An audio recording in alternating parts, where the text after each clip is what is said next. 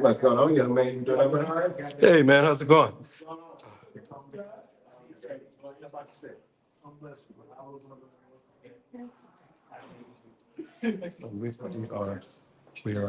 We are live. I'm live already. Nobody on there just yet though.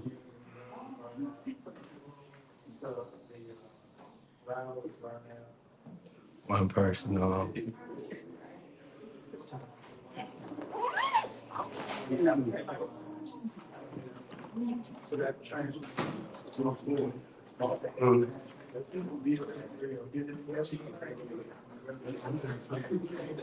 forgot all about that. How was it?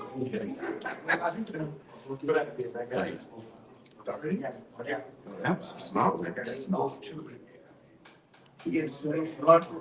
Definitely thank you guys that's joining us. The meeting is supposed to start at 3:45, so we're a little early. If you guys can hear me talking, let me know. Um, just throw a comment there or something, so we'll know that you can hear us. We see it's a couple of you guys out there, so just let us know. The meeting is supposed to start at about 3:45. And see if it's gonna be on time, on target. There's an amplification.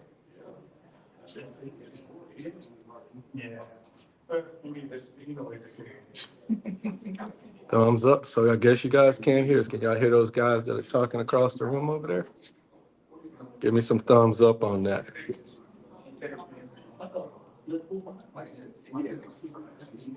All right, I appreciate that.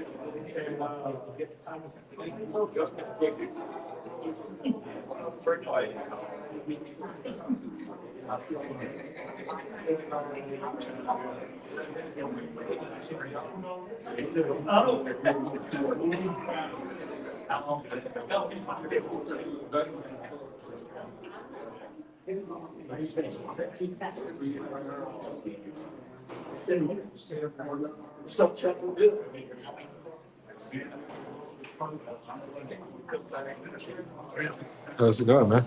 Yes, what's going on, Benzo? How you? Enzo, how are you today? I'm doing good. It's good, just fine, man. It's been a busy day. I say it's been a busy day. Ain't lying. Not lying there.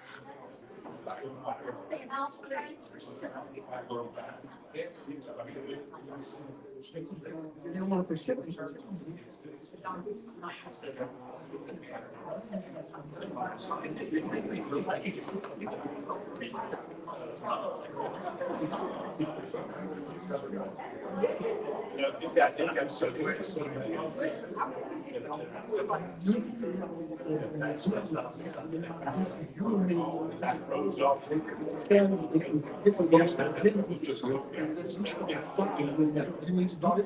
Oh, yeah.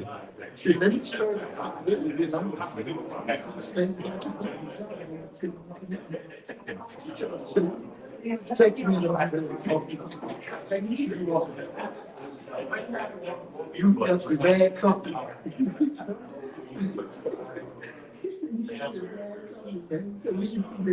He said, man, you got a friend that anybody wants to. I said,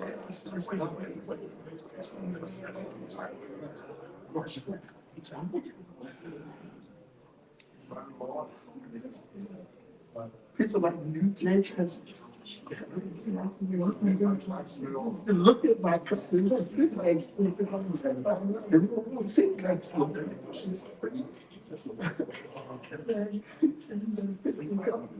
Pick up, he's gonna wanna fight me.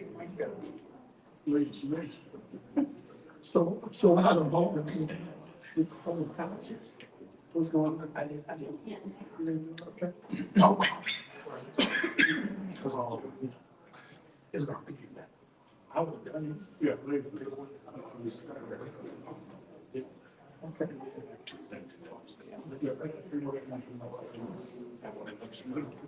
Yeah, that's true.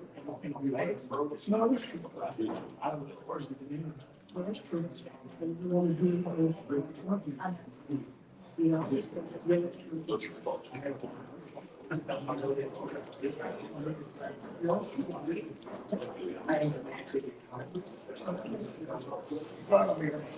No, he's not somebody.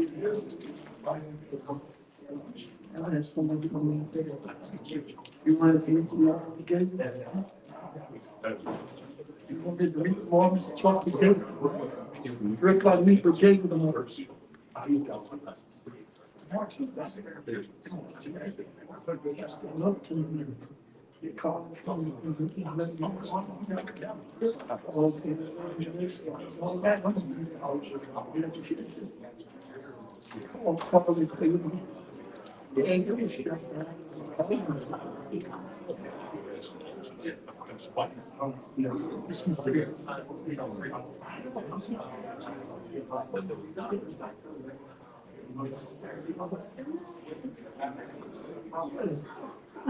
It's utility interruption.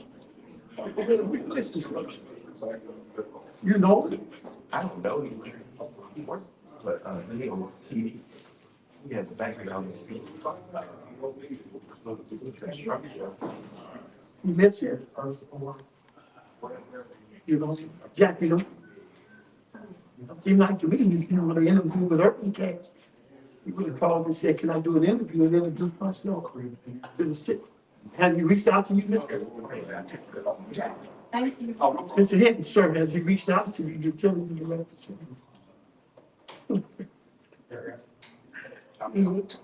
Steve can answer that. I don't think he can. Okay. It's okay, Mr. Hinton, so out there. No, it wasn't that I wasn't going to answer you. I was just like right in the middle of that can. No, we have not been contacted, but we are never contacted about any official business that come from the city of Alexandria. Such as bone advisory. Ball advisory, traffic issues, none of those type of things we get. And we got them for the last 6 years, and we don't get them any longer. And your following is as big as the population of the city. Tad bit, I think. Like to tap into homes and people all day long, at least the Northwest. Yeah, I don't know what to say about that. You can't say anything. No. You're real, you're real. Yeah. You know, that was used to say, 5 years hot. It's like too many. One of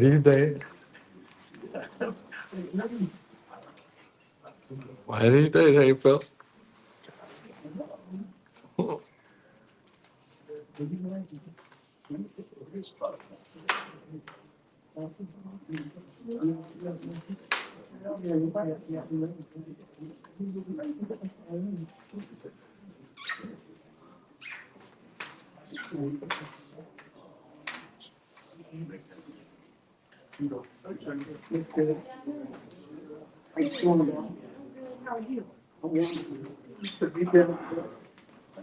She was on the plane. How's it going?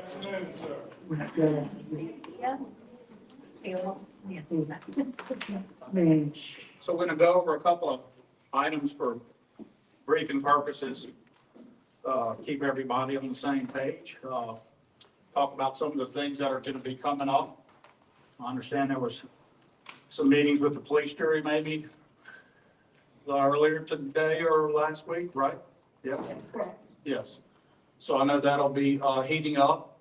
We're not going to cover that today, but there's some relevant things about it I want to make sure that the public is aware of. I'm going to take this out of order, just so everybody understands. I'm not the city council.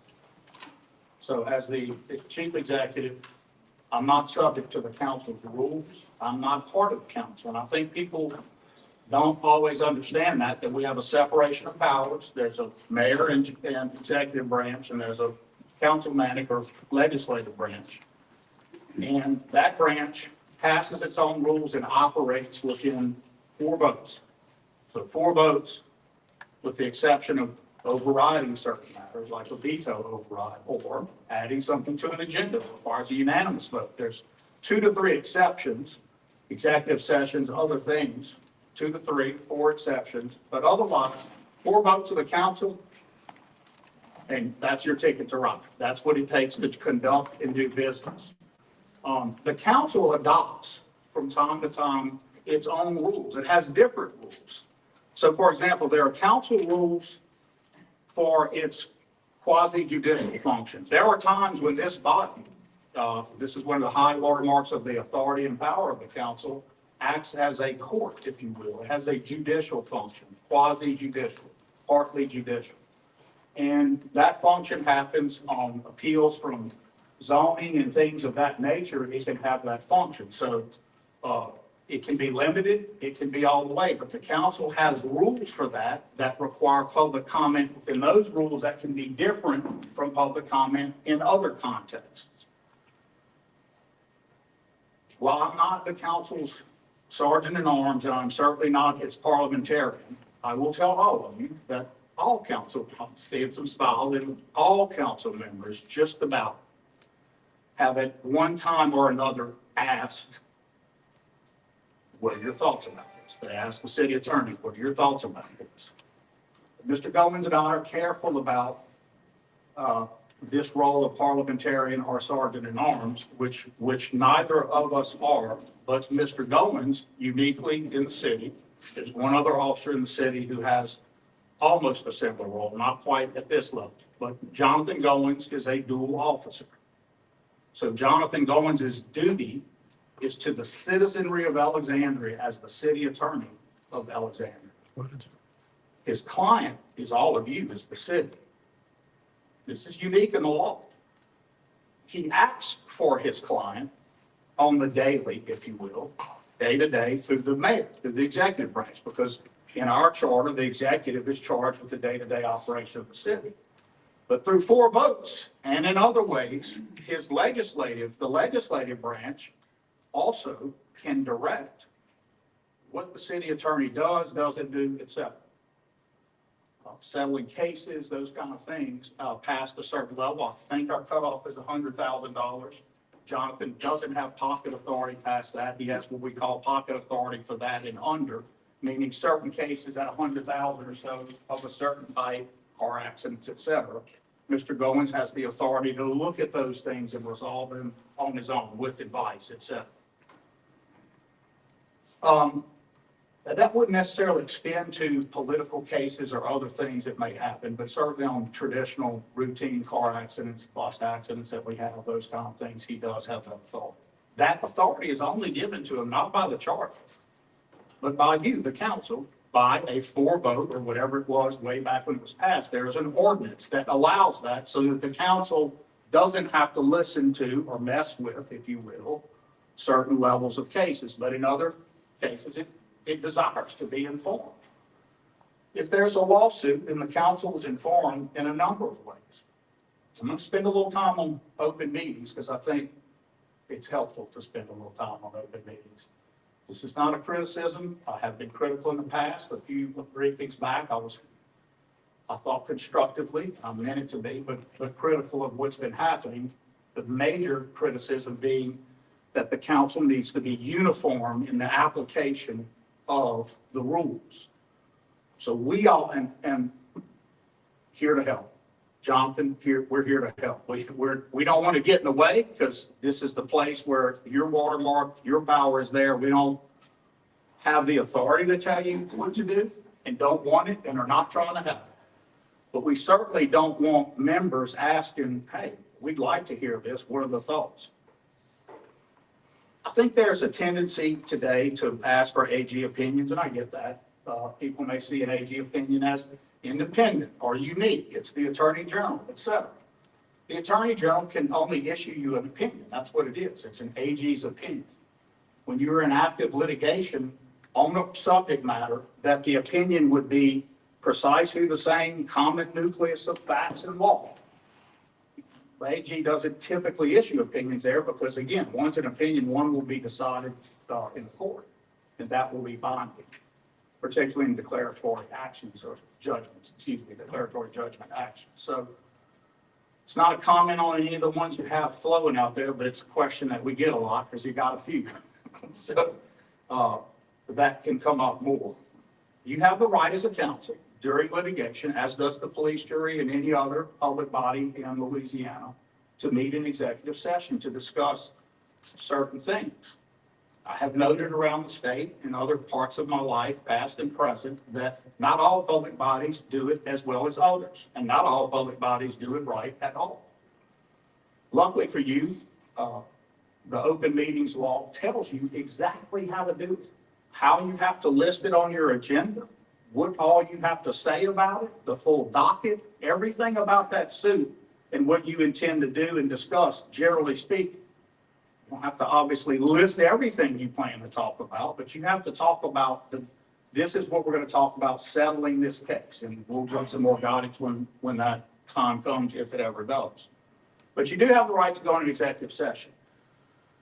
When you're in executive session, you would either excuse the public from the room or you would retire to another area, and you are technically just recessed out of the current session you're in. You're not adjourned. And you would have this discussion. And when you come back into session from that recess or partial adjournment, whatever, you can take a vote, but you can't vote in the back. You can't straw vote. I know many of you know this and you've heard this a million times, but not everybody knows it. And refresher courses are good for all of us. So that's how that executive session works. It's not a blanket ability for a public body to put itself in executive session and go discuss anything it wants. You can discuss what that notice says. So are there other things than discussing lawsuits that you could go in executive session for? Yes. Personnel matters.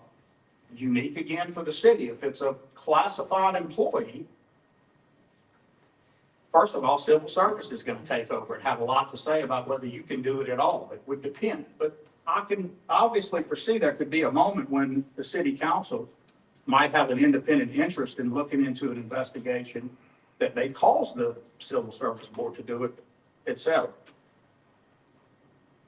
If that were to happen, we would probably, if you had that much calls, if you will, reasonable, probable calls, we would probably have already, and if not, would send that to civil service to look at, and they would have primary jurisdiction.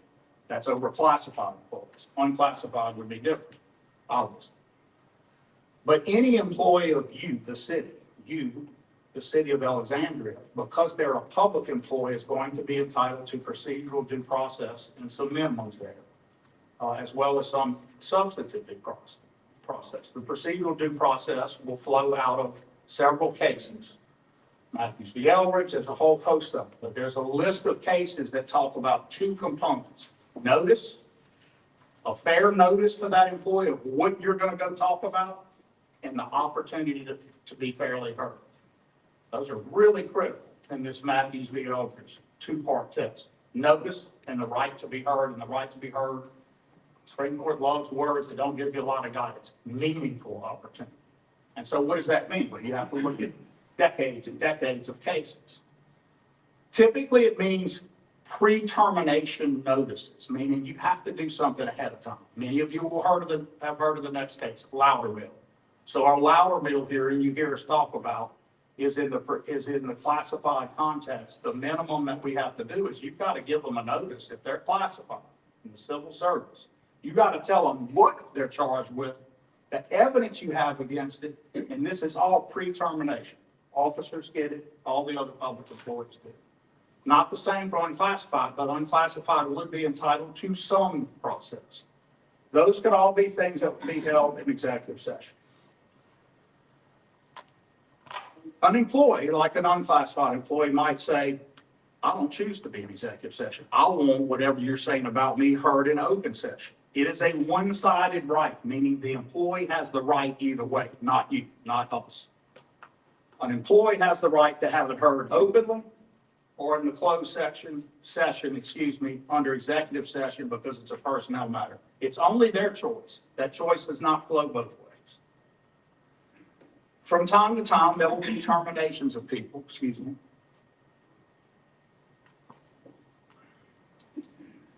And unfortunately, and it depends on the perspective, maybe fortunately from a different perspective, somebody may want the reason that they were terminated out, or somebody may want to say, I don't think I was treated fairly, or somebody may want to file a lawsuit, and they may list a bunch of things in there. And you as council persons, Cynthia, you may say, and we're getting beat up out here about X, Y, or Z. Can't we say something? Not that you have, I'm just saying as an example. And the answer is not necessarily. That's another tricky area of the law.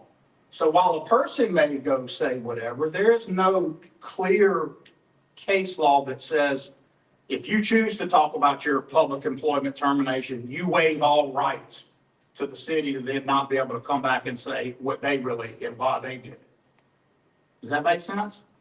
It's not absolute either way, but certainly there's no foolproof test that says this is how you do it, fail-safe test. Haven't seen that. Likely, under just constitutional law analysis, if you were to go make everything about it public, you probably would have a tough time saying you were damaged if someone answered. But think about it. The city is constrained in other ways. Mr. Fowler, like, do you want to have the city going and answering something on social media about a termination? From me, no. Is there an exception? Perhaps, but the general rule is going to be we're not going to do that because we're not going to engage in that because it leads to nowhere. Now, there's some harder limits. For example, even if someone were to say a bunch of things that all of you said, the city needs to comment. There could be HIPAA issues. There could be other privacy concerns that are of such a unique nature, health and otherwise. A drug issue, testing hot on a drug, all of those things could trigger other reasons that we couldn't do it. Even if what the person is saying out in the public isn't true, we would still opt not to answer. I know that drives you crazy sometimes because you'd like to see something you may know be defended in some way or some manner. That's not how it works for us. So you can't take our silence as an admission of something either way. We're silent because we choose as an administration not to test, Lisa, the outer limits of privacy concerns. So let's back up a second. Are we right in that? Is that correct in 2024 America? I don't know. Probably there's a good argument made on either side of that every day of the week. Should it be some sort of test? Are there outer limits that if you get to? We talk about this all the time, ladies and gentlemen, in staff. Mr. Smith, others, we talk about this, Daniel, all the time. What should those limits be? It's a moving thing. You've heard me say versions of this. I'll say it again. It's a different society right now than 10 years ago, 20 years ago about that. Mostly due to that little device that each of you have in your hand or pocket that allows immediate commentary about just about everything. So that changes some of what happens. You could have something blow up, go viral, and there's a push to need to respond. And we're saying we're not going to respond. And you're saying, Mr. Freeman, please respond to this. You need to respond. It's going viral. But we're constrained, or we think we should be constrained. There's no perfect test for it. We're not going to develop one today, but we do think about it weekly and talk about and develop what that might be. One of the items on the board, if you will, is should there be limited responses when what the public is told is totally false? So this takes discipline. So my answer to that would be, is it totally false and the falsity of it could harm the public for it to continue to be false? Then I'm going to start leaning toward letting information out about personnel matters. If it's just countering what is untrue and you're going to get in a tit for tat argument online, we're not going to typically do that. And our silence shouldn't be taken as an admission or not. It should be taken as we're not going to do that. None of you in the private sector do that, by the way. It's not something, but you're not constrained the same way. So if a former employee of the service were to go out and lie, your lawyers would move in quick and there'd be a big meeting about whether you were going to respond, whether it's getting hits, whether it's worth it. There'd be a whole bunch of thought, but you're not required to. There is a state law that says you can truthfully say why someone is released. Everyone knows about this law. Lots of employers struggle with how to apply that and what it actually means when it comes to anything to do with a hot drug test or something else. So even in the private sector, there is a similar worry about engaging when someone is terminated. All of these are executive session items that can occur. You have some other ones. Security measures for the city, you can have an executive session. So we covered personnel, we covered litigation, security measures. If a particular business was engaged with the city that was involved with a confidential process or way in which it does work that is not open to the public, right? A trade secret, et cetera, we can also keep that confidential. That gets really tough for us. So for example, if we're out looking for AMR, automated meter reading and other things, and someone claims that they have a particular algorithm that's unique to them and they don't want the public to see it because their competitor could try to copy it, we get put in a pinch because you're under a liberal, robust public records doctrine in Louisiana. And so now the public records doctrine that seeks to let everything out, including deliberative items, is faced against or a balance against some private person contracting with you's ability to keep their stuff secret. What do you do when you have a bid? Until the bid is unsealed, there's no exception directly in the code that says bills are treated this way, but all of us treat the competitive process of RFPs and RFQs as somewhat sealed, and in the case of Title 38, our law says it's sealed. But what do you do if you have an RFQ? And the first person that puts it in, there's 6 days left in the period, and somebody goes, aha, I'm gonna ask for a public records request. I'm gonna see what they said, and then I'm gonna modify mine on theirs. What do you do? So those are some of the things that happen that executive sessions are useful for. I'm not warming this up because you're planning to have one. I don't know of any executive session the council is planning to have. But I do want you to understand what they're there for. And I do want you to understand that outside of those exceptions, your meetings are open. So, 1, 2, 3, 4. What does that mean? There are 4 of you in here. What does that mean? It means there's a quorum of the public body in this room receiving information, not from a member, but from a public official. Does that make this an open meeting or not? Don't overthink it. Yeah. Yes, correct. Whoever said yes is correct. So what does that mean when you say it's an open meeting? It means it's subject to, anyone is allowed to come in this room, subject to rules and not in decorum. Not talking out. Again, this isn't a council meeting. Council can choose at its level. Ours is going to be 0 in these briefings. You can come in and you're entitled to notice of it. Those are the 2 key elements. If this were the public body that can vote, I can't vote. Remember, we talked about that separation. I don't have a vote. So I'm not subject to the public commentary rules the same way, because public commentary, you're entitled to when there is a matter to be voted on. However, we will choose in the briefings as you go through it, members, so will we. We are going to open public commentary periods from time to time, and at all times through the form that we created and introduced to you. I had no comments back about mistakes yet. If there are some and anyone finds them, we'll correct them. But we are going to use these. And all of this opening was to get everybody oriented toward open meetings, because each legislative session, and especially and including this one, there is a tendency to more openness, not less. And as this world allows more electronic technology to come in, you're going to see additional electronic requirements as well that must be complied with. And so the aim of open and robust public meetings is to get as much information out and recorded as possible. So let's ask a couple of easy ones. Can anybody in this room right now lift up their cell phone and record what I'm saying in video? You can answer out. No. Make an exception. Yes. I heard a no, and so this no might be a little more correct than y'all think. Can anybody walk up right here and stick it in my face while I'm talking? No. No. Okay, so why? Why not? If you can do it from there, why can't you do it from here? Disrupt. Okay, so disrupt. So it's a decorum issue. Does anyone think that decorum is a well-defined definition by the Supreme Court of the United States and other courts? No. It happens case after case after case. I'm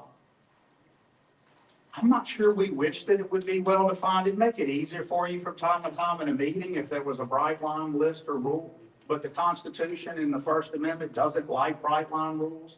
It likes to breathe and contract and open up as societies change and evolve and move.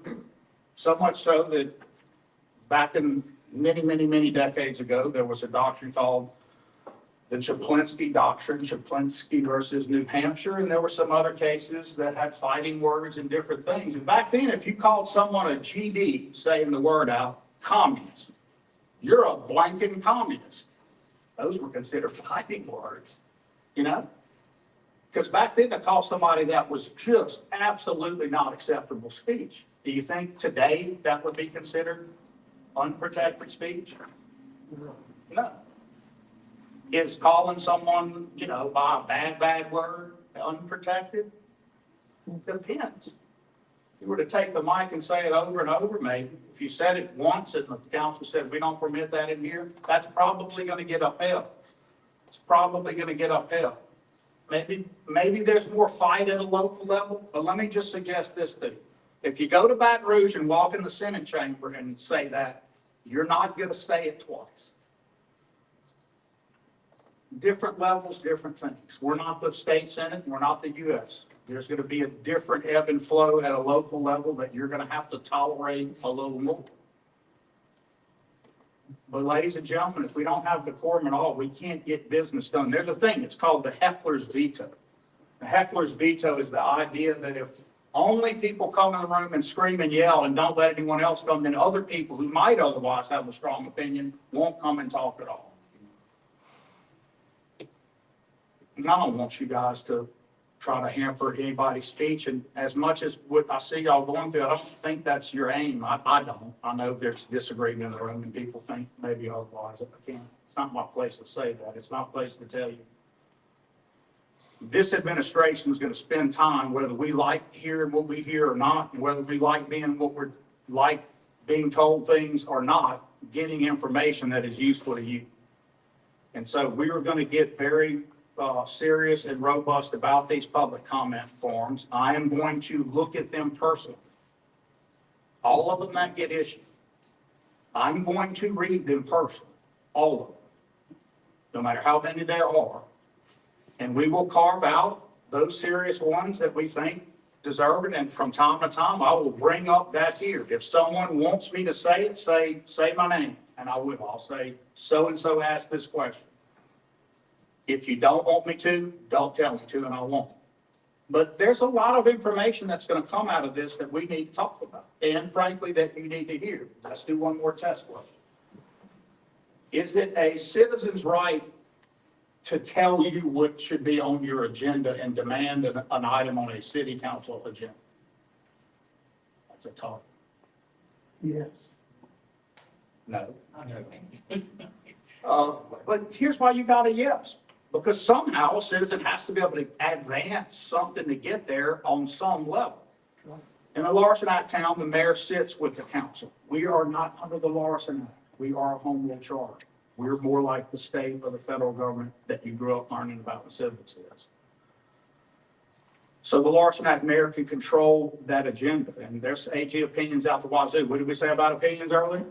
Their opinions. But there's a bunch of them that say what they can do and not do, and that mayor can control that agenda, et cetera. What I'd like to think is that if things are meritorious, whether you like them or not, that those things need to be discussed in public.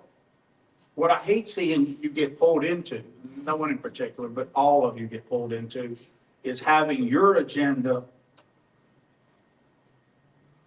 controlled when you didn't set it before. And so we want to help with that. We want to pick up a lot more information from the public.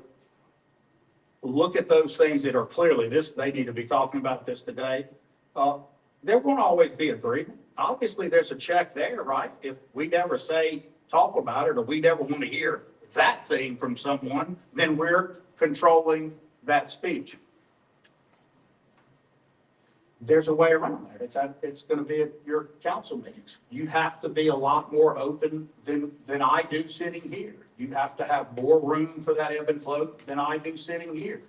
But I want what we do to be able to help you. So I'm going to encourage everybody. This notice should have been, it better have been placed on the internet, and it better have been pinned to that board out there. And as we grow, we'll get it more and more to folks. If you look at that agenda for this briefing, it should say basic services, infrastructure, and resourcing continued. If anybody's been following these, it's probably the third or fourth that says it that way, because this is a continuing issue that specifically we want comments about water. So I'm looking for comments. I've done 2 detailed presentations on what we found versus what I hear you say. And I'm going to hear you saying God too, because my water's brown a lot. So what I want to do is I want to encourage you to fill these out and help me find where, so we can continue to hone in the city where it occurs. Because I have all the reports. And there's going to be some things that we may call you back, and I may say, Mr. So-and-so or Miss So-and-so, I see you filled this out. I'd like for you to come talk to the council about it, or it may not be needed. I'd like for you to come talk to administration, and we're going to tell the council. But it will help us identify some issues like that. Is that only online? I'm just saying. It is. And So here's the thing, Mr. White, that call, you can't call out, but I know you have a question, so just wait till the end. Just wait till the end and we'll answer your question. I got you. So it will be online too. I will make sure it is. If it's not, it will be available. I think what Cornelius is asking, is it also fillable online as a PDF to fill in? I mean, can you get it yourself personally? I mean, from you. So we're gonna pass them out, we're gonna keep them up front. And I know there was some consternation about that. There should be. There should be multiple ways to get it. You don't have to inundate Donna, and her guys with it, but wait, don't. We'll be happy to have them have copies too. But I'm also gonna have my staff up front in the other windows keep copies. And there will always be a, exemplar copy that copies can be run from. We will make sure that that's down there at all times. It is my intent to make this fillable online, meaning at some point, like Alex Connects and other things, you would fill it out online. I can't promise it'll work today. We're not ready yet, but it will be that too. Now, I'm going to read them all. But if you start online filling them, I'm not going to be able to keep up if it just becomes a proxy for Alex Connects, because that's not the intent. Please read what the intent of this is. This is not to ask about a pothole or an individual utility bill or things of that nature. This is about stuff you want to hear me say from this mic, address, or bring to your council. Or things you want me to talk to a council member about, or things you want to hear about in public. And there is a very detailed definition of a topic. It should be a matter of the request or wishes the mayor address regarding a proposed policy, an existing policy, a policy change, legislation for the council, or an informational request. Any request or topic that requires opinions on or policy, philosophy, or positions to be taken by the administration or fair game. Any, no limitation, any. A matter that should be a public records request should be that. So don't send me 2,000 requests for a document that's a public records request. That's a public records request. Follow the public records request for that, so you don't jam up what people want as policy discussions that should follow this process. It goes on. I'll let you all read it. You all can decide that. I'm also very much okay and am eliciting from you today your criticism of this. So I hope to get a few that says, I don't like the way that is. You ought to do it this way. There'd be a better way to do it. Here's what you should do. I'm okay with that too. No pride and authorship. I'm trying to get the ball rolling. So today we are opening that water public comment method. First, I'm going to take written. Then we're going to decide about oral. So I'm not taking oral comment today for the administration, but I am taking written today, and I'm going to be reading these, and I'm going to be looking at them closely, and we're going to be investigating the households you list on here. It doesn't mean the council is not free to take oral or do whatever they want. This is what we're starting with.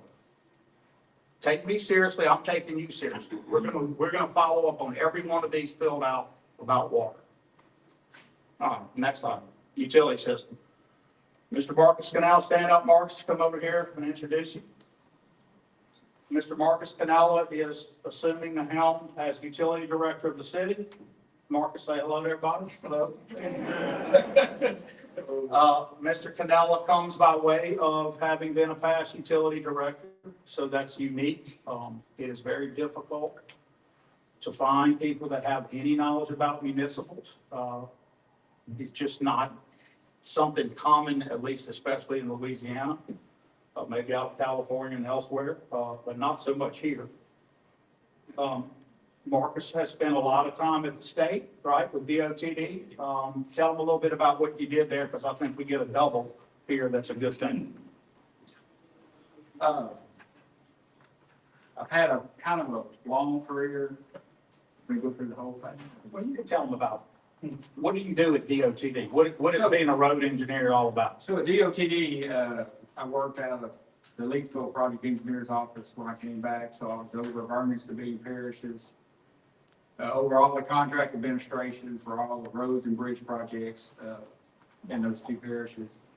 I was promoted to the area engineer for Grand Wind and Actors for a while, and that's construction and maintenance.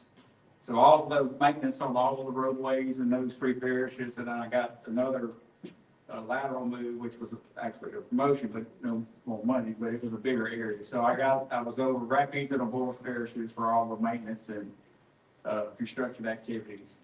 So, which is pretty, And you're a PE, correct? that's right. I'm a professional engineer, Licensed engineer. licensed engineer. I have a master's in engineering management from, so 2 degrees from Louisiana Tech, one in civil engineering, one in, For all you LSU fans, Tech's a big deal in engineering, so I'm say it straight out. yeah. Yeah. So you'd agree, Marcus, there's a definite relationship of utility, we're gonna get into utilities proper, but utilities, all of the services that parallel roads. So you're always dealing with utilities, even when you were doing road. Absolutely, absolutely. I also started my career at the city in 2001 as an assistant city engineer.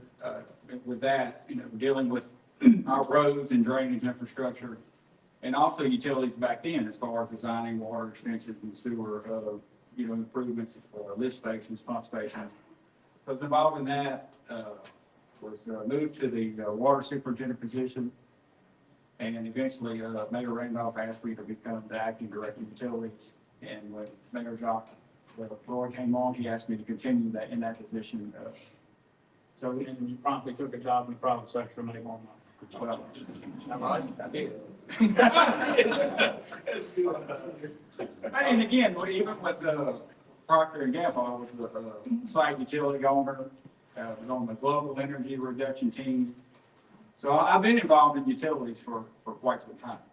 So Marcus has a unique knowledge of even our system, how it works. Obviously, from the OSPCHUP to the AUS, the current, there's been some changes. He's on the ground running.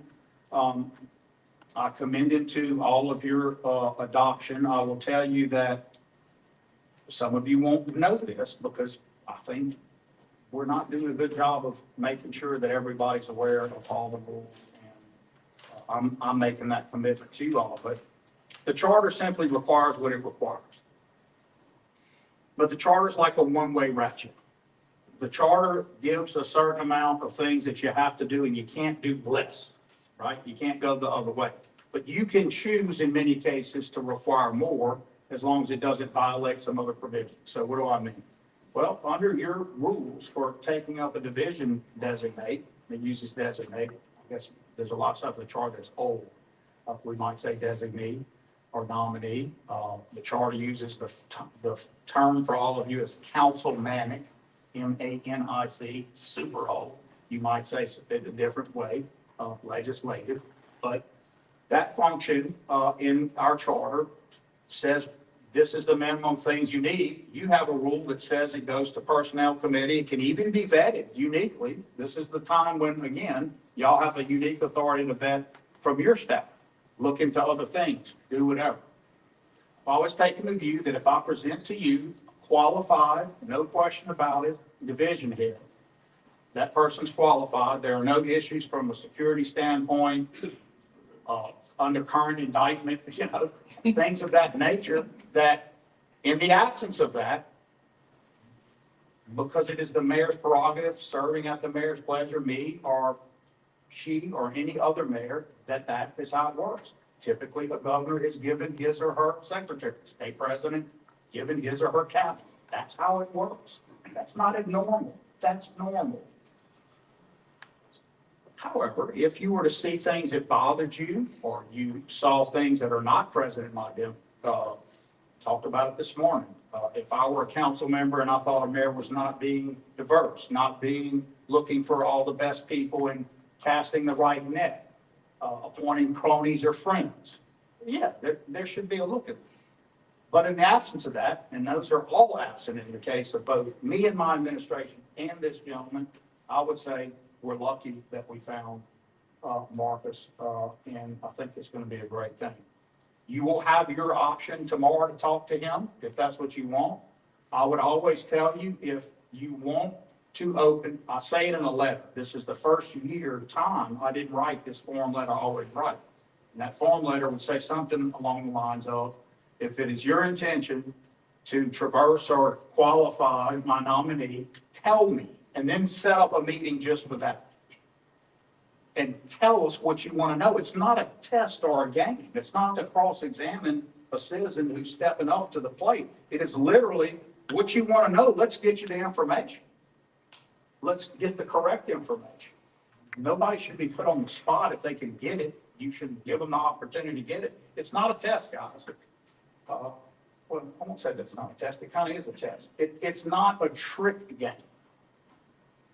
There should be no reason if you have a valid question, it can't be asked ahead of time. There's no reason that someone shouldn't be able to give you a valid answer. We're not in a courtroom. So I would ask again, if you have questions about designee, please let me know. I'd like to know before tomorrow so I can tell them, here's what you could plan on talking about. If you want more time and don't want to tell them ahead of time, because you think there's some reason that you need to make it contentious or full of rancor, that's fine too. Just tell us that it's going to be contentious, that we're okay with that, then we'll be prepared. That's all. Just reasonable doing the work. I would say that your questions need to be germane to the job. They don't need to be about other things. We're not here to tolerate defamatory stuff and attacks on people publicly. Brings me back to my opening statement about public employees are entitled to due process even if they're unclassified. Even if they're unclassified. Thank you, Marcus. Good luck tomorrow.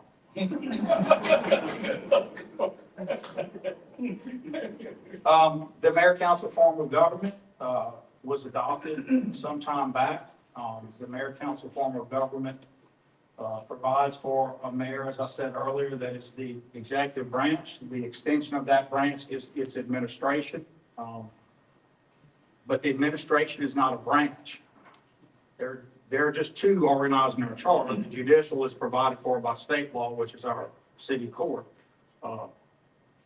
We are the executive branch, and there's a council branch. And the charter spells out in quite a good bit of detail what each branch should do, is limited to, what the defaults are, et cetera. The mayor is the chief executive officer and head of the executive branch, except for the employees that are designated to the council. All employees, classified and unclassified, directly work for or take direction from, and exclusively so, the mayor. The exception is in the open investigation that we talked about. You would issue calls. We've not had that, but in theory, that would be the only way to talk directly outside of that. The the charter uses a weird phrase, I'm quoted to be exact, in any manner dictate. It also uses the phrase deal with. And I know from Mr. Gist, who has been around since at least maybe Lincoln and some guys, that this deal with clause, because his father and others worked on these charters. These charters came out of a model group of charters in the 70s. So in the 70s, all the forms of government, there was an institute that wrote model charters, and we adopted one. And if you go look at Monroe, New Orleans, and other places, you'll see a charter that has lots of similar characteristics. Changes here and there to reflect what they want.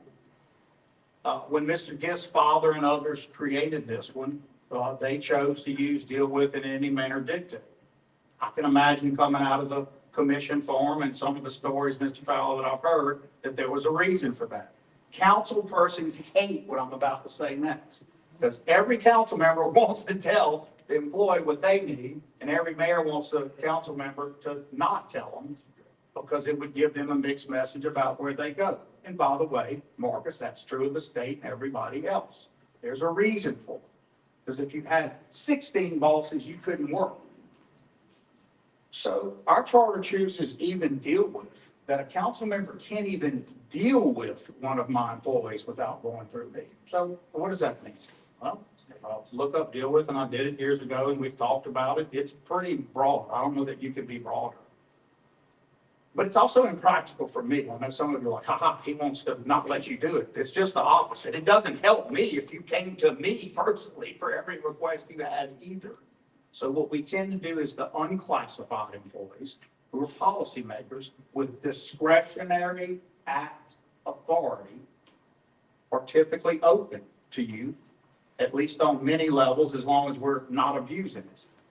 The classified employees who are not policy-making discretionary act employees, and by the way, part of those definitions are given to you in the commentary form, so you get to have that. Those employees you can't do. So you can't go take a classified worker subject to civil service and have council persons tell them what to do. We have zero tolerance on that.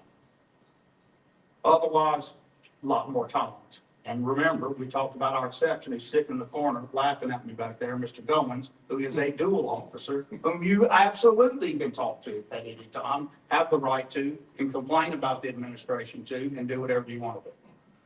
That's his unique job, real fun one, as I hear from city attorneys over the years, to be in the middle of all of us all the time. So envisioning problems that might occur, that's what our framers of our charter did. Our charter is like a constitution. It is organic law. It comes from the people. It is not passed by the council. It is voted on directly by the citizen. Just like the state constitution or the federal constitution derives its power from the people. The charter also will list all the powers of the council, all the powers of the mayor in sections 2, the legislative, and 3, the mayor. I would challenge, ask, or encourage all of you to take a look at it. I'm going to address it a little more at the next time because I don't want to go long on this. It'll get too boring. But that balance of how our government works was set forth for a reason. It is to create an active, energetic chief executive, an active, energetic chief executive with the check and balance, particularly in what do you think would be the highest power of the council? The power of what?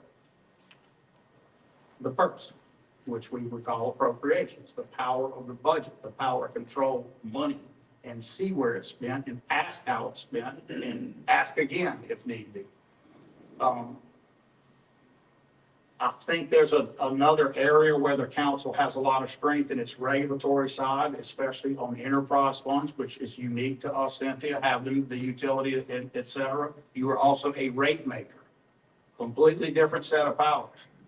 Awesome, strong. So that's another area. And then finally, we talked earlier about quasi-judicial. There are some weird appeals that you can get from time to time.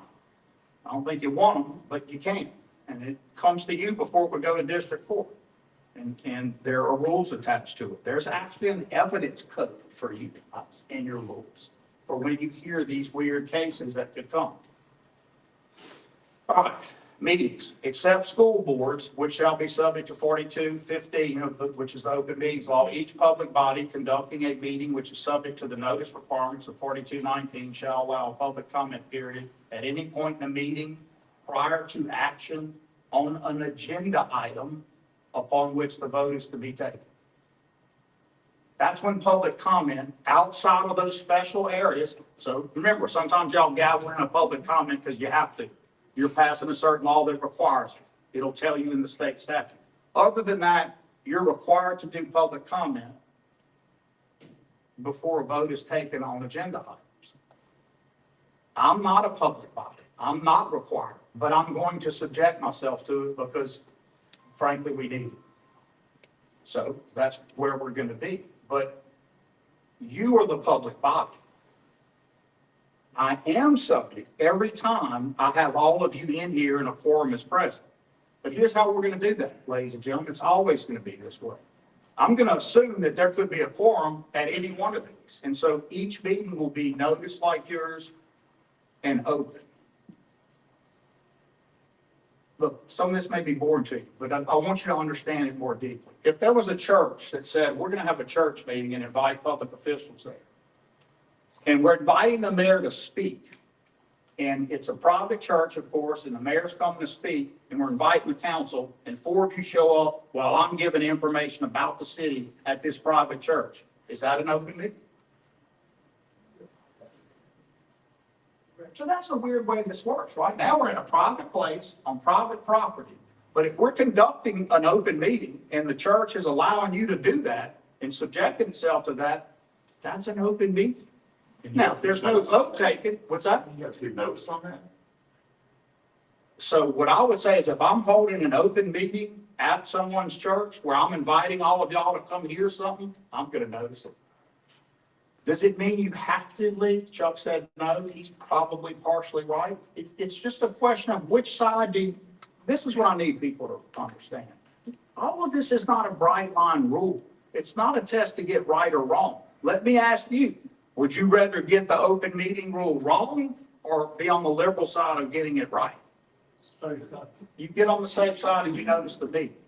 If you know that you're going to invite the whole council and you know the type of information you're going to give that's on germane items they're currently somewhere in the world talking about, our council talking about, you should treat that as an open meeting. You know, we could complicate it either. You know, it's in a public gym. Now, what do you think? I mean, we could go on and on with examples, but the thing to do would be just to treat it as one. If one pastor invited the mayor to talk to his deacon board and some councilmen showed up unannounced, would that convert it? Not necessarily. There's a lot of AG opinions. We should be on the side that it is. You can't do walking quorums. Just remember this, whatever you're doing to get around the open meetings law that somehow you think technically gets around it, if that's how your brain's working, you're in an open meeting violation. You know, y'all take your ethics once a year, right? Your hour, and it tells you. How do you know if you can't accept a gift? If you want it. If you like that thing they're giving you at that convention, and you love and want it, you better believe it's questionable. If it's worth nothing and there's a logo on it for the LMA or whatever, no, it's exempt. Well, this is similar. If you're worried about whether you're in an open meetings issue, you probably are, you're getting close. So just don't do it, and we won't have that problem. The big thing I have to watch is to make sure that any of these, that where there's a quorum, were noticed and are open, and they will. We don't take votes when I do a briefing, so I don't have to worry about the comment period. But I've made my commitment to all of you open, and I will live by that commitment. School boards are different. School board passage changed the law, and I think for good reason, because of the nature of what school boards do. They have to actually, on each agenda item, before that agenda item is voted on, each one, they have to allow the comment then. In fact, they're demanded to open it then beforehand. Sometimes I see you guys do it. You open it, you move, you second. It could be some conversation starts, then it doesn't. Technically, I think the jury and a lot of other bodies have an open public comment for all agenda items in the beginning. There's multiple ways to do it. That's where we are. Okay. One more thing I want to announce.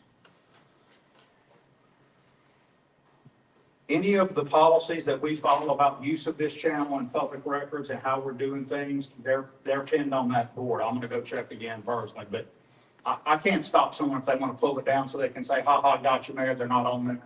That's why you want to have them electronically, by the way. That's why when they're dually on an electronic board, it's hard to do that. But we're going to keep pinning it back up if it's missing. There's no intent not to have it. I would encourage everybody to read it. I have two up there. How to use Channel 4 and how I'm going to conduct these briefings. One's one page, one is 1.5. The Channel 4 one's obviously a little more detailed. All right. One more announcement, and then we're done.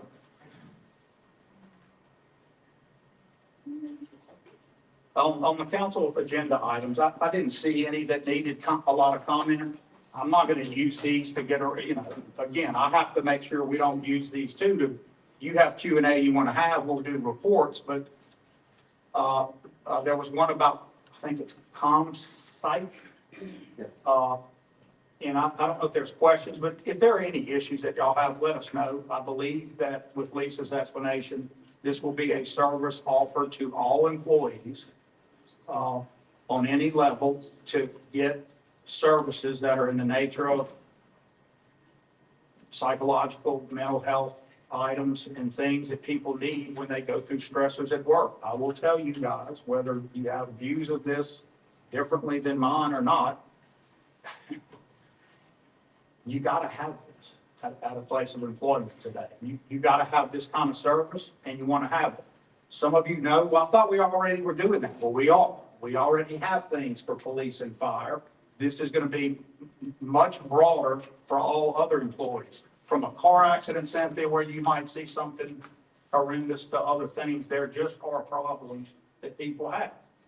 We also have a fairly robust, and I'm gonna continue to make it more so, help for anybody with substance abuse issues. This is not just for that, and as Lisa said, it's not really, we have a separate thing for that. This is specifically programmed for other things, but it could come up in there. So I don't want to say that someone wouldn't go and say, look, I'm having these issues at work, and I also have this other issue.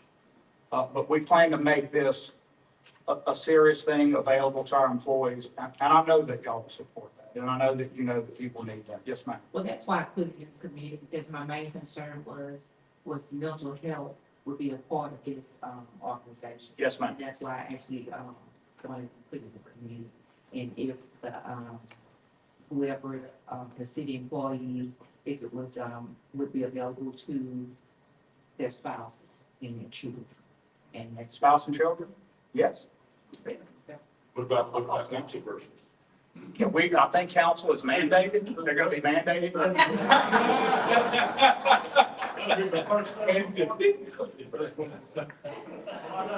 Put that on the tee, I couldn't help that. Look, it's something we ought to do. We've been very, Chief Allen, Sam and all of us have talked a lot about how to make a lot of this dual stuff with fire and police doing it. Frankly, looking at the 100-day plan, I thought it was kind of, it's directly in there that we were doing it through all the others. So I was glad for Lisa and them's catch to do something much clearer and giving a much wider set of help to people. I've come from the school of thought that I believe that if you invest in that, I'm about to tell you what I think the investment is. If you invest in that, what you get back from your employees and the prophylaxis of that, if you will, the preventive care that gives, the other things, I would say it's 10 times that, if not more. They gave me a cost of per employee, and we're at, what's our count today, 819? 780? Yeah, the contract is 780, the compliment probably is wrong a little bit, so I Yeah. think we I are. think it's probably closer to 800, but let's say our complement's 800. The cost per person over 12 months was so minimal, and I'll refrain from saying today. I'll tell you, Cynthia, tomorrow at council, but I think I'll have the number, and I'll tell you after what I think it is. I just want to confirm it, because it's so low it bothers me to say it. But it's, you know, in the 5 figures, and it's not in the high 5 figures, and that's a heck of a deal for us, for what that could prevent, for a harm or someone being hurt because the taxing on their brain that they're worried through. So I know that y'all support that. All right, I'm ending on. So those are the 2 agenda items, Mr. Cannella and that one. We are starting something and we need help. I'm going to issue those forms and ask for help on that. Probably the next few briefings I give will be about this, the Alex change connection. And we want to think about how to question, analyze, disrupt, and change. Question, analyze, disrupt, and change. All the assumptions about things that this is how we've always done it, so we got to keep doing it that way. We did a lot of this in Think Alex. It's already old in some of its scale. Land use planning, all of those things need to be looked at again. I have divided it into 5 areas that I'm asking for, that I will start asking for public comment on. Those 5 areas are, first, public integrity. Public integrity. What kinds of things will fit in that? Well, the ambulance service issue, we're including in a public integrity, because it's not just, it's public safety, all of those things that go into keeping the city together in that public sphere of safety, et cetera. Homelessness issues will go into this, right? Homelessness and poverty issues. I will commend to all of you to consider. There is a major decision. Has it come out yet, Daniel? So Grants Pass versus Johnson. Grants, Grants, Pass, Pass is the town, versus Johnson is the Supreme Court's taking up of the homelessness, what you're allowed to do, what can cities do, what can they not do. The Ninth Circuit out of California had, Ninth Circuit is, you know, political, but people will say it's more liberal than the Fifth Circuit, which is sitting in New Orleans. But this decision is probably going to be a watermark, landmark decision. It's probably going to set major policy for cities. So Google it, go home, read a little about it. It's gonna set those things that allow cities to do or not do things. And I would caution everybody, just looking at the court, be political, but thinking of the conservative nature of this current Supreme Court and that it may allow more regulation by cities than has been the case in the past because of First Amendment issues. That just because you can do something, doesn't mean you should. So if the Supreme Court sets up a certain ability for the city to do things, that doesn't mean you run out and do that as a city. You're gonna have to look hard at this stuff, and that's why it's included in this question, analyze, disrupt, and change. We have a homelessness issue, as all of you know. And we have our own little tent cities, and some of them are, not out front, and maybe that makes some people feel better, maybe it doesn't. It doesn't make me feel better whether it's out front or not. It's a problem, and people have all kinds of issues they're suffering through with it, right? From being exploited to get money for someone else in another town who's taking it from them, to just pure and simple, I'm homeless and I need help. There's a whole gamut of people, mental health, drug addiction, all of these things overlaying that. When the decision comes out, we're gonna have to take a hard look at what we do and who the partners are and what everybody's doing or not doing. And, we're not doing it right now.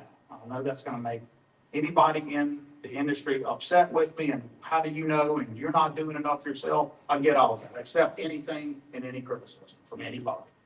We're gonna have to think through this. It's gonna be hard. It's a continuing problem everywhere. Cities are shifting their homeless to other cities, putting people on buses. It's insane what we see that you're not seeing. You hear about it, yeah, some of it's true.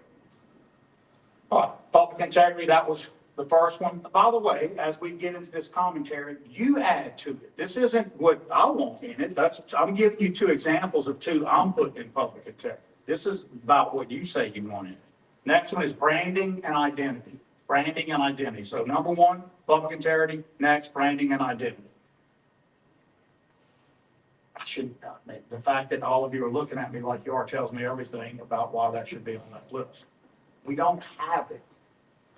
We're not marketing ourselves to the world right, and we're not taking care of our front porch right. So there'll be a lot to say about that later. Next, number three, codes, customs, and practices. Codes, customs, and practices. So what would be an example of something that could go in there? Sanitation choices and recycling. I made a commitment a few weeks back during your budget process. It is time to look hard again at why recycling hasn't worked in our market before, because it's small, it's expensive, what kind of things we need to talk about in it again. But those are the ones I'm throwing in it.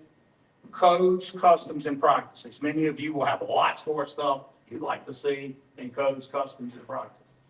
It's a big policy bucket right there. You can put stuff in.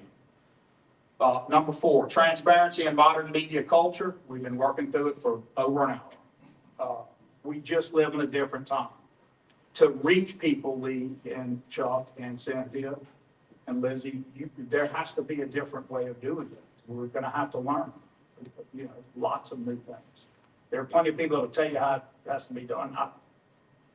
There's a lot to work on. But you want to make sure at minimum the important things the city's doing right is getting to people. You want to also make sure that people can see if you're doing wrong. But we've got to do something related to that branding identity to do better. And that's going to take a new partnership that's both transparent but is modern with our media culture. It's going to hurt sometimes.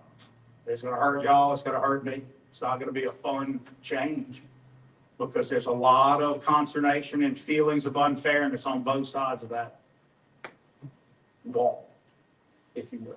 So, lastly, wild cards, just what it says. You can't think of every way to put a bucket together, so we're going to have a wild card bucket. I've got a few in there already. My wild card is the Masonic Corridor, the Central Park area in that Masonic Corridor, the mall, and a transportation line that we're working on with trolleys that are going to create two looping transportation lines, one in the Texas Jackson area, one in that Masonic Corridor to beef up all those assets over there create a real central park in the area and better that Masonic Quarter. You've already invested a ton of money in it at Spark. It is where all the districts touch. It is the most diverse area of the city, race, demographics, and other ways, wealth, everything. We need to pay attention to that whole court. And so that's one of my wild cards that I'm going to challenge the community to throw in on. And that's my presentation as we talk about some of these things. All I'm asking is that I'm not in control of council meetings. I wish and hope that things will get better and be productive, and I trust they will. But I've got to run this one the way it's got to be run to ensure that everybody's voice is heard, but that it's productive and we're getting things out that need to be happening. I'm speaking to a much larger city than anybody who chooses to sit in the room. And these are recorded. We're going to get them out there. We're going to be better getting this information out. And I hope that you all help me and join me with it. I have a very deep personal commitment to my council members. No one will like this next statement, even the least of anything I've said today, but this council is the best I've worked with. And they may not believe that or think that or whatever, but I'm committed to do what I've got to do to keep earning their trust and make this go right. And that's all I can do is work on that. People can smirk, laugh, do whatever. I get politics, but this is the job. This is what citizens have elected you to do, and that's what I'm going to work on. Everybody's got to not get their feelings hurt as easily as people might. It's hard sometimes in here. I hope people will try to elevate the way they talk and disagree, because that's where the real rub is. It's in the disagreeing that you got to be doing it in the right way. It's in the disagreeing that you're heard. If you make a good case, you got the better mousetrap. Prove it. Don't out yell someone. Prove you've got the better mousetrap. Prove you've got the better idea. That's what the marketplace of ideas is about. It's not who's loudest. Not here. By the way, outside of these windows in this area, you are free. That is absolutely free speech out. In your meetings, ladies and gentlemen, that's not free speech out. It's full of free speech, and you can't regulate content. But time, place, and manner has to be regulated, or you don't have the meeting. Okay? All right. Thank you so much. Please fill out these documents when you get a chance, and I will start taking up matters and addressing them. Any other concerns from media or otherwise, send it to Mr. Caffrey, and we'll answer them in due course. Thank you.